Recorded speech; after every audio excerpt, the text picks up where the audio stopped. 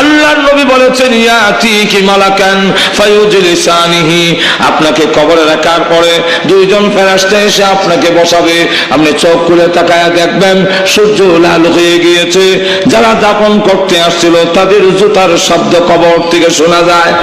এই শব্দ শুনে ডাক দিয়ে বলবেন তোমরা কারা গো? এই কবরে আমি কেমনে ঘুমাবো? এখন আমার অবস্থা কি হবে? এর সন্তানেরা এত নিষ্ঠুর হয়ে গেলে, আমি ভালো জিনিস খাই নাই, ভালো কাপড় পরি নাই, টাকা খরচ হয়ে যাবে, আর আজকে আমাকে রেখে দিয়ে তোমরা চলে যাও।